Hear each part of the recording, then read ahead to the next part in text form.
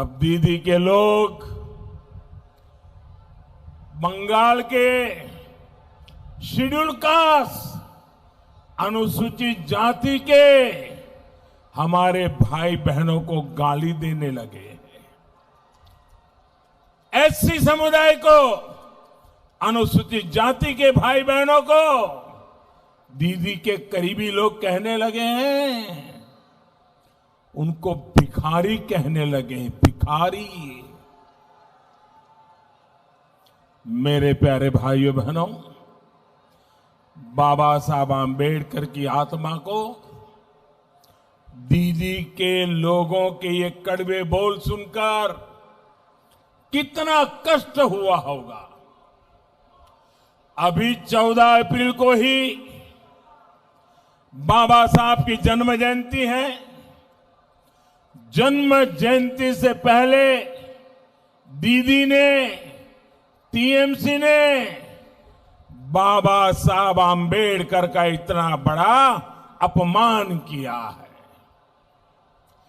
कोई सोच नहीं सकता था कि बंगाल की धरती पर ये कहा जाएगा, बंगाल की सीएम का कोई करीबी इस तरह की भद्दी बातें कर सकता है। इसका अंदाजा न देश को था न बंगाल को। ये कल्पना से भी परे है कि कोई व्यक्ति ऐसी भाषा बोल सकता है। लेकिन दुर्भाग्य है, दुखद है, ये सच्चाई है। और साथियों, दीदी तो खुद को रॉयल बंगाल टाइगर बोलती है ना। शेड्यूल कास्ट के मेरे भाई और बहनों के खिलाफ ऐसा घृणित बयान बिना दीदी की मर्जी के कोई नहीं दे सकता।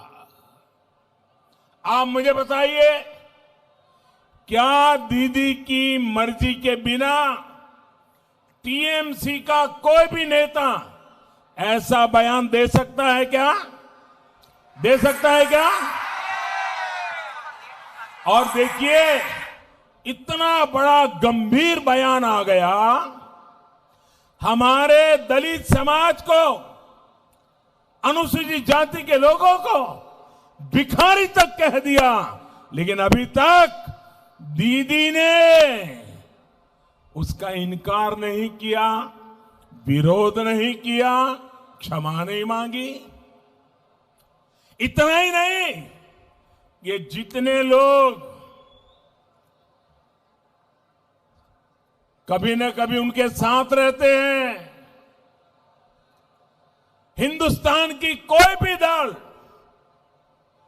जो कभी दीदी के पक्ष में खड़ा हो जाता है, वे भी कांग्रेस समेत कोई टीएमसी के दलितों के अपमान करने वाले इस वाक्य के खिलाफ एक शब्द नहीं बोले हैं।